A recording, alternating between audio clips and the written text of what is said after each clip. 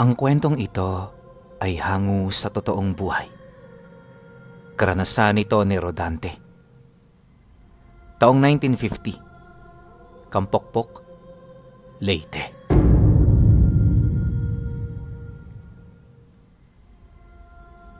Noong mga panahong ito, kasalukuyang may kinakasama pa sa buhay si Rodante. Tavia ang pangalan ng kanyang asawa. At sa 2 dekada nilang pagsasama, ni minsan ay hindi sila nabiyayaan ng supling. Kakaiba ang buhay ng ganoong pamilya dahil kahit mag-asawa sila, para bang walang direksyon ang kanilang buhay. Alam naman ng karamihan na ang pagkakaroon ng anak sa isang tahanan ay napakalaking bagay. Ito ang magsisilbing pundasyon ng mag-asawa at rason kung bakit kailangan nilang magsakripisyo sa bawat araw na lumilipas. Ayon nga kay Rodante, ilang beses na niyang sinubukang iwan ang kanyang kinakasama, ngunit kapag ipinagtatapat niya ang kanyang binabalak, tinatakot siya nitong magpapakamatay kung sakali mang sila ay magkahiwalay. Dagdag pa nito na, hindi yon makakapayag na maging masaya siya sa buhay ng iba, kaya kahit magpumilit siya, di rin magiging maganda ang kahihinatnan ng lahat. Nang marinig naman ni Rodante ang babalang yon, hindi niya maipagkakaila na siya ay natinag. Hindi na rin siya nagpumilit, kaya magmula noong nagkasagutan sila, wala na silang pinag-awayan pa. Magmula noon, pinili na lang niyang intindihin ang kanyang asawa. Mahirap man kasing sabihin pero hindi niya ito maaaring pagsalitaan ng kung ano-ano dahil sa tanga nitong lihim na aral. Mahika negra ang taglay ng kanyang asawa. At noon pa man paulit-ulit na nitong sinasabi sa kanya na hindi ito manghihinayang sa mga mahal nito sa buhay na magtataksil sa kanya. Alam ni Rodante na seryoso ang kanyang asawa sa mga katagang yon, kaya ni minsan hindi siya gumawa ng paraan para tutulan o kontrahin ang nais nitong mangyari sa buhay. Kaya naman nung magkasagutan silang dalawa, ipinangako niya sa kanyang sarili na ito na rin ang huli nilang pag-aaway. Subalit makalipas ang ilang araw matapos ang insidente, tila bang naging malupit na yon sa kanilang kapwa. Araw-araw itong galit at kapag may nakikita itong taong dumaraan sa kanilang bahay, agad niya yung minamarkahan. Kinagabihan, itutuon ito ang kanyang atensyon sa paglalaro sa buhay ng kanyang biktima. At kapag nasa maayos ang pag-iisip nito, nilalapatan lang nito ng malubhang lagnat ang kanyang biktima. Ngunit kapag ito'y may galit sa kanyang puso, binabalda nito ang taong kanyang pinaglalaruan. Dahil sa ganoong pangyayari, unti-unting lumaganap ang salot sa kanilang lugar. Marami ang nawasak na pamilya dahil sa ginagawa ng kanyang asawa, hanggang sa kalaunan nagkaroon na ng mga haka-haka ang mga tao ukol sa kanila. Hindi man ito napatunayan pero marami ang nagalit buhat sa mga masasamang sinasabi ng kanyang asawa ukol sa mga taong namatay. Ayon sa kanya, di siya nagkulang sa paalala, pero ang problema, hindi ito marunong makinig. Mas inuuna pa nitong gawin ang mga hilig niya kaysa maging payapa kasama siya. Wala namang ibang hinahangad noon si Rodante kundi ang katahimikan ng kanilang mga buhay. At dahil sa hindi naman niya yun mapagsabihan, pinili niyang hayaan ito sa mga bagay na nais nitong gawin hanggang sa dito na nagsimulang sumiklab ang gulo. Unang lumusob sa kanila ang mga pamilya ng biktima, kaya naman walang nagawa itong si Rodante kundi ipagtanggol ang kanyang asawa. Habang nakikipag-usap, kalmado lang namang naghihintay sa loob ng bahay itong si Tavia. Wala itong ginawa na kahit na ano. Naanimoy na kasi siguro ito na walang mangyayari sa kanya. Subalit, pagkaraan lang ng ilang minuto, hindi na napigilan ni Rodante ang galit ng taong bayan. Kaya naman nang maitulak siya nito papalayo sa bahay nila, wala siyang nagawa kundi pagmasdan kung papaano nito sunugin ang kanilang tahanan. Segundo lang ang dumaan bago ito tuluyang lamunin na nagngangalit na apoy. Sinubukan pa noong lumabas ng kanyang asawa pero dahil sa pagtulak at pagbato dito ng mga tao, tuluyan na rin yung naiwan sa loob. Kalaunan, tanging sigaw na lamang nito ang kanyang narinig bago bumalik sa katahimikan ang buong paligid. Nang mapagtanto naman ng mga taga-baryo na patay na ito, nagmamadali naman yung umalis. Bawat isa, hindi nagpakita ng awa para sa kanyang asawa. At sa halip na humingi yun ng tawad, pinagmumura pa siya nito kasama ng asawa niyang namatay. Hindi katanggap-tanggap ang ganoong sitwasyon. Yun nga lang, wala rin naman siyang magagawa. Kinagabihan, nang tuluyan na itong maapula, bumalik siya rito para kunin ang labi ng kanyang asawa. Halos wala nang matira roon pinuno, pero kahit papaano meron pa naman siyang naisalba.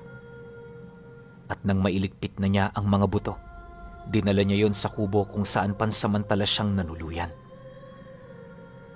Pagdating niya roon, binalot niya yon sa puting tela bago ito ilagay sa isang maliit na nicho na siya mismo ang nagpanday.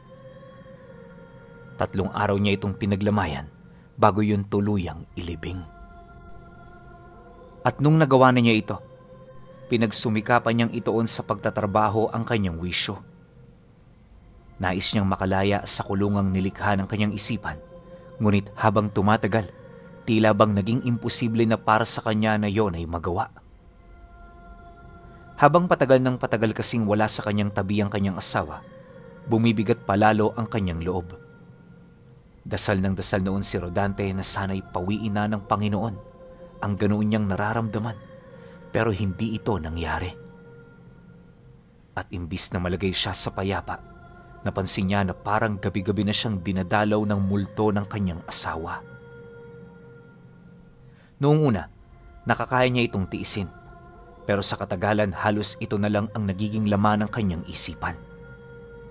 Ramdam niya na malapit na rin siyang mabaliw, kaya naman napilitan siyang humanap ng mga taong makakatulong sa kanya.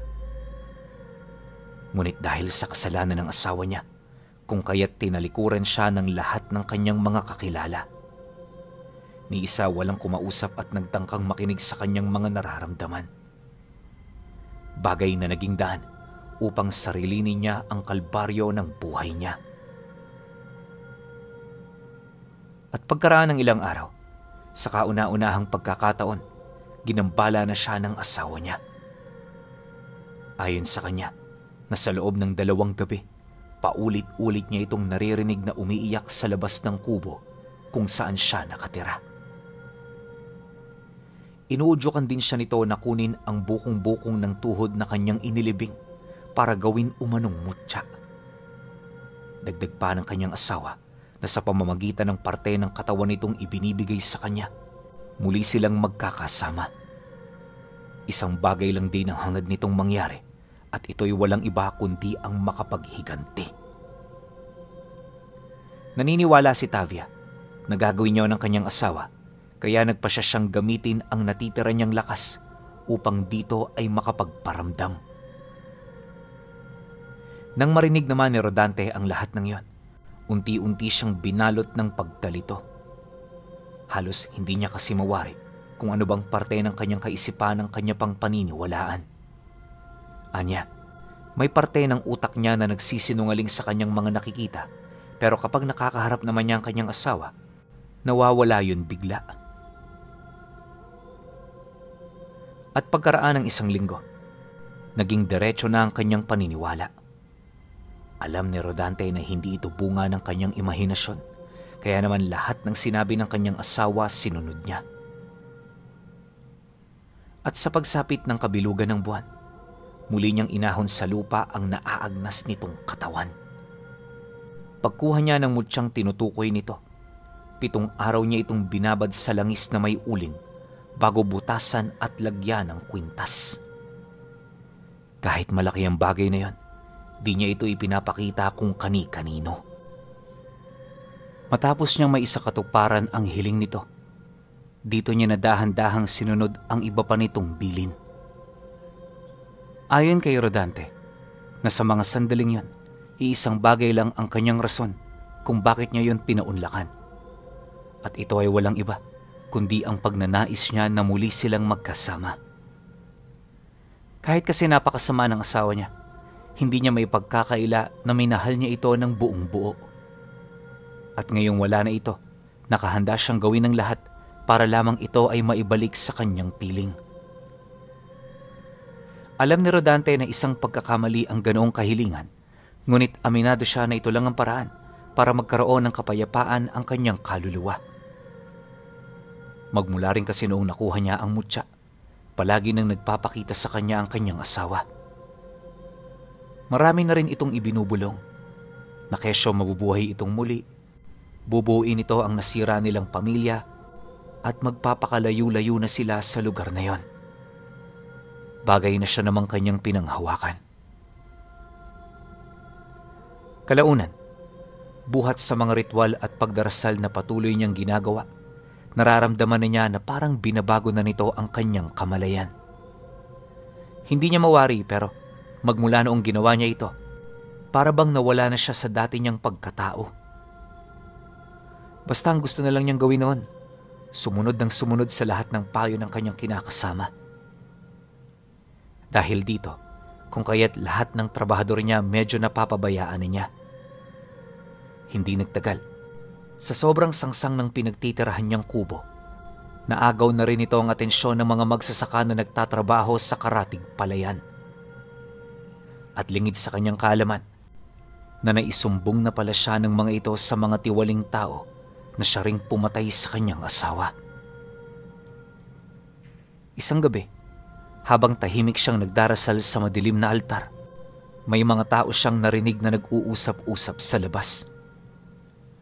Bulungan lang ang ginagawa ng mga ito, pero napakalinaw ng mga katagang pumapasok sa kanyang tenga. Paunti-unti, dito na nagsimulang mag-angil si Rodante at nang masipat niya na lumalagablab na ang dingding, hindi siya nagdalawang isip na magwala. Bitbit ang tabak na panggapas. Buong puwersa niyang binangga ang dingding ng kubo hanggang sa masira na niya ito. Paglabas niya ng bahay, dito niya nasilayan ang 5 binatilyong nagpapatay ng mga sulo. Armado rin ang mga ito pero wala siyang pakialam. Pagpang-abot ng kanilang tingin, buong puwersa naman niya yung sinunggaban. Sa sobrang pagwawala ni Rodante, hindi niya na halos matandaan ang kanyang mga ginawa. Basta nung bumalik ang kanyang ulirat, tumambad sa kanya ang katawan ng mga binata na halos wala ng buhay. Nagkalat din sa paligid ang dugo ng mga ito, kasama ng mga parte ng katawan nila na natapyas buhat sa pananaga niya. Matapos naman niya yung masilayan, agad siyang nakaramdam ng kaba sa katawan. Kaya naman pag tinunang kanyang kaisipan, hindi na siya nagsayang ng oras para tumakbo. Sa loob ng 1 buwan, marami na siyang lugar na pinuntahan kung saan lahat ito di rin siya nagtatagal. Binago na rin niya ang kanyang pangalan, maging ang kanyang wangis at pinagmulan. Ngunit sa kabila nito, hindi pa rin yun sapat upang hindi siya tigilan ng mga taong nagmamahal sa mga binatilyong kanyang pinatay. Maraming isinakripisyo si Rodante para matakasan ang kasalanang ginawa niya, ngunit sa bandang huli, natuntun at natuntun din siya ng mga ito.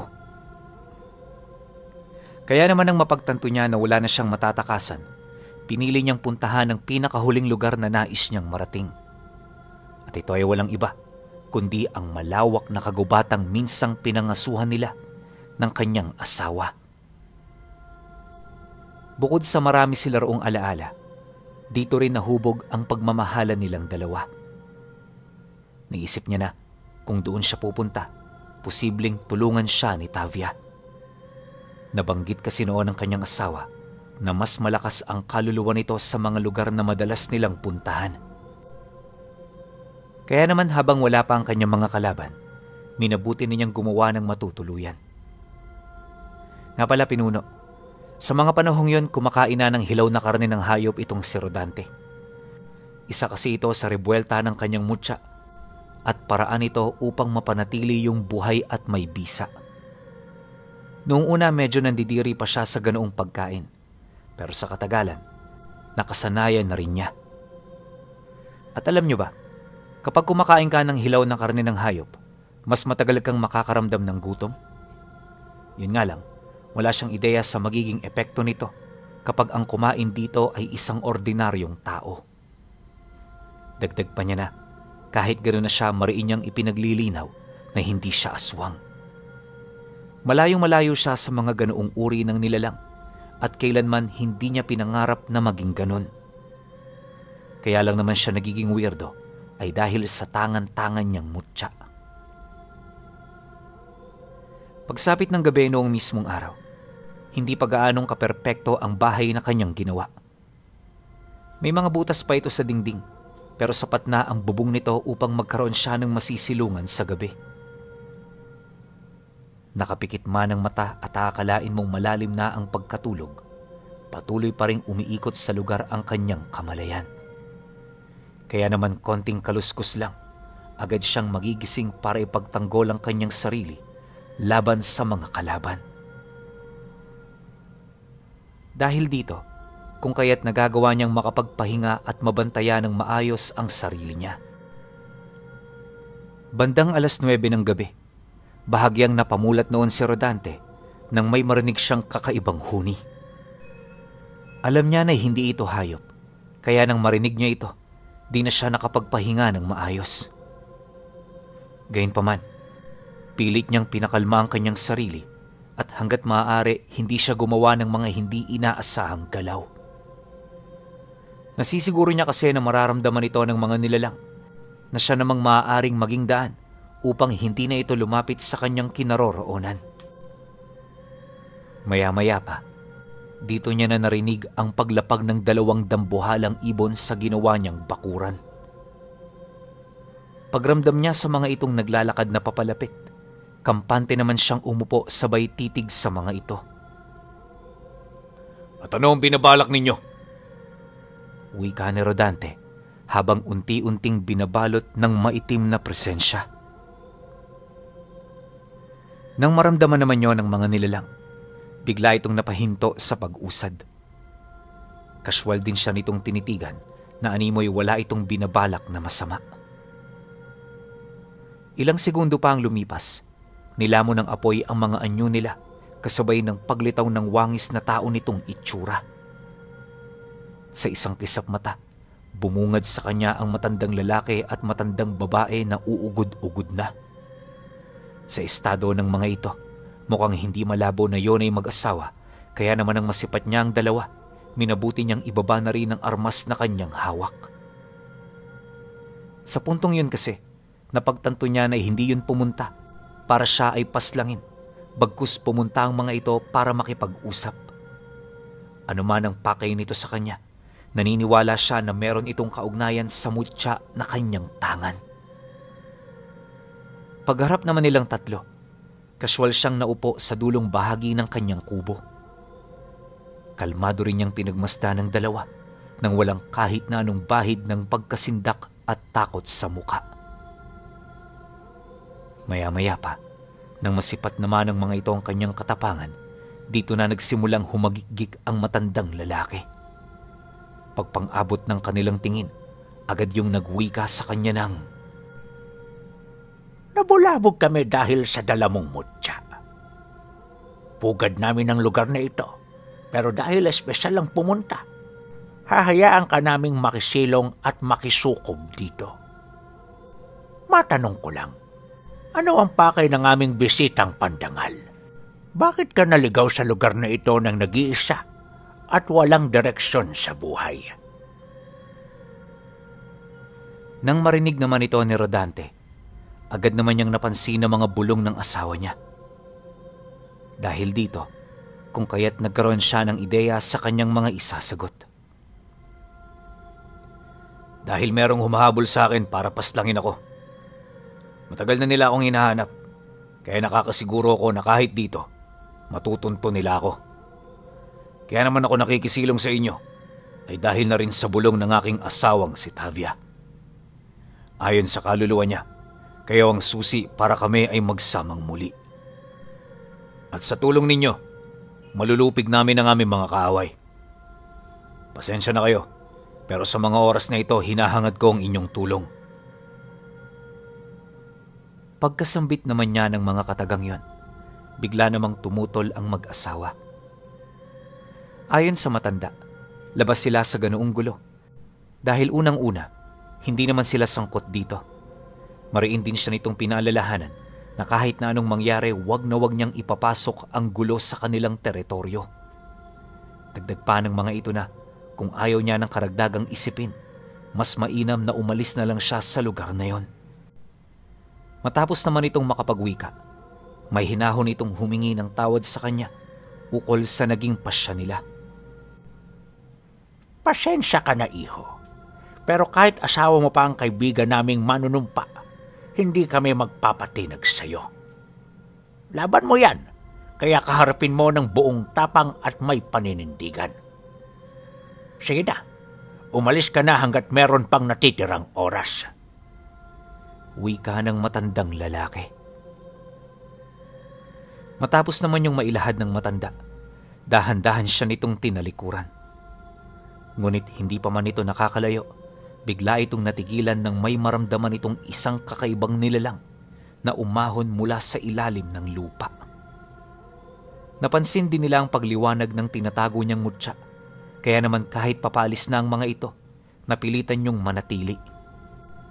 At sa muling pagbaling nito ng tingin sa kanya, nasilayan ng mga nilalang ang patay na katawan ni Tavia. Bagaman sunog na ito at hindi na makilala, alam nila kung sino ito.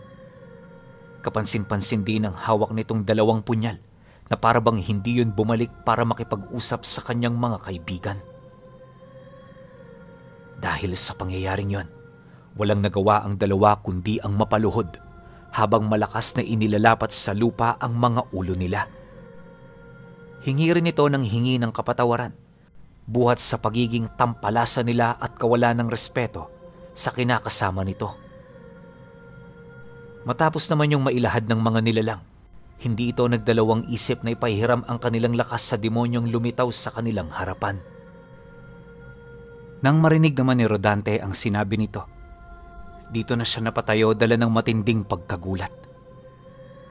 Hindi niya kasi mawari na sa pamamagitan lamang ng presensya ni Tavia, mababago ang prinsipyo ng 2 nilalang.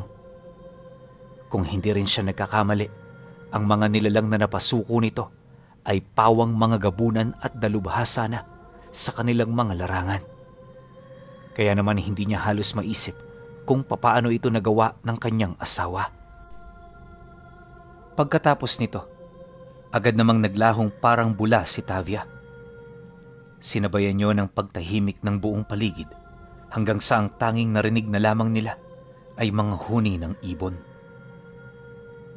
Ilang minuto pa ang lumipas nang medyo bumaba na ang tensyon. Dito na siya nagsimulang magtanong ukol sa mga nangyari. Maging siya man kasi, walang kaide-ideya sa ginawa ng kanyang asawa. At nang marinig naman yon ng mga nilalang, dito na nagsimulang magsalita ang matandang gabunan. Ayon sa kanila, nakipag-isa na ang kanyang asawa sa mga dyablo kaya hindi nila ito maaaring suwayin. Dagdag pa nito na, habang nakatayo yun sa kanilang harapan, ramdam nila ang matinding pagnanais nito na maghigante at magpalaganap ng lagim. Mariin din nilang inilahad na kaya naging posible ang ganoong pangyayari ay dahil sa tindi ng poot noong ito ay nabubuhay pa.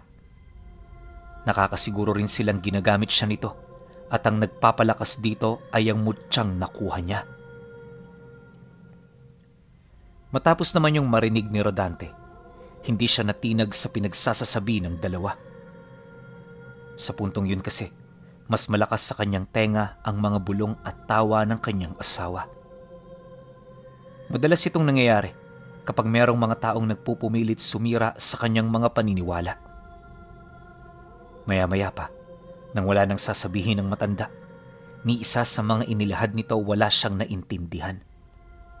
Basta ang nasa isip niya noon, susunod yun sa kanya dahil sa mga ipinangako nito. At sa pagsapit ng sumunod na araw, muling bumisita ang mag-asawa, bitbit ang pagkaing kanyang hinihingi. Sa kubo na rin niya ito nanatili upang makinig sa mga kwento ng nakaraan.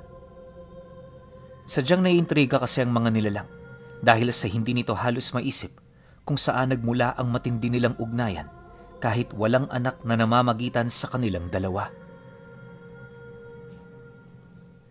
Nang marinig naman ni Rodante ang sinabi nito, hindi siya halos makasagot. Alam niya sa kanyang sarili na totoo ang sinasabi ng mga nilalang, kaya wala siyang maisip na rason na pwede niyang sabihin. Hindi nagtagal, dahil sa kawalan niya ng lakas ng loob na magsalita.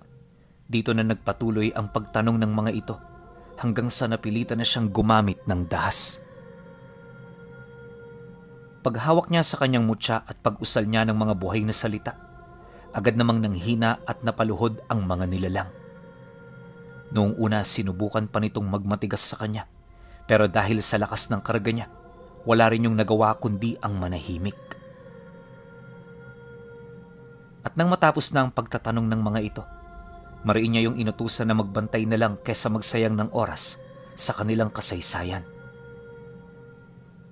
Dahil sa kanyang sinabi, agad namang tumango ang dalawa. Sa sobrang pagkagulat, hindi na ito nakaimik, gawa ng nababahala rin sila sa mga posibilidad at maaaring kahantungan ng kanilang mga pangungulit. Ilang minuto pa ang lumipas, nagpasya na ang mga itong umalis. Si Rodante naman noon, pumasok na rin sa kanyang kubo para kontrolin ang kanyang mga tagapagmasid. Magmula kasi noong nanatili siya sa lugar na yan, may mga ginamit na siyang insekto at mga nilalang para matunto ng eksaktong kinaroroonan ng kanyang mga kalaban. Kinakailangan niya ito upang hindi siya masorpresa sa ikinikilos at dami ng mga kaaway niya. Hindi nagtagal, nang masipat niyang malapit na sa gubat ang pangkat, dito niya na inutusan ng mag-asawa na patayin ang lahat ng taong nakikita nila pagtungtong ng 6:00. Dagdag pa niya na, wag na nila yung buhayin sa kadahilan ng pumunta yon sa kanilang teritoryo upang sila ay paslangin. Nang marinig naman yon ng mga gabunan, agad naman itong nagpalit ng anyo. Pagkumpas nito ng mga pakpak, bigla yung naglaho sa kanyang harapan. Pagkatapos naman ito, agad niyang iniwan ang kanyang kubo para magtago at mag-abang. 2 oras din siya noong matyagang naghintay bago niya nakita ang pagdating ng grupo. Pagsilay naman niya sa mga sulo nito, hindi niya maiwasang mapangisi dahil sa isip-isip niya, ito na ang katapusan ng mga kalaban niya. Ngunit pagsugod ng mag-asawang gabunan, bigla siyang nagulat nang masipat niyang nakakaya itong palaga ng pangkat. Halos ilang beses na yung sumugod at nagtangkang mandagit pero hindi yun nagtagumpay. Kada buluso kasi ng mag-asawa, may mga kalasag na itinataas ang grupo para ikubli ang mga sarili nila. At sa sandaling maitaas na nila ito, uusli sa mga pagitan nito ang mga sibat na kanilang daladala. Ganon at ganon ang kanilang ginawa hanggang sa kalaunay ng hina na ang mga gabunan. Nang mapansin naman yon ng pinuno, dito pa lamang ito nagbaba ng utos para pahintulutan ang kanyang mga kasamahan na gumamit ng palaso. Walang sabi-sabi, nang marinig naman ng pangkat ang utos ng pinuno, agad nitong inasinta ang mag-asawa. Ilang segundo ring nakailag ang mga ito pero sa dami ng mga palasong yon, sa katagalan ay bumaon na rin ito sa kanilang mga katawan. Dahil sa pangyayari, tuluyan na ring bumagsak ang dalawa nang wala ng buhay. Kaya naman ang masipat ni Rodante ang nangyari sa kanyang mga kaibigan, para bang nawala na rin siya sa kanyang sarili.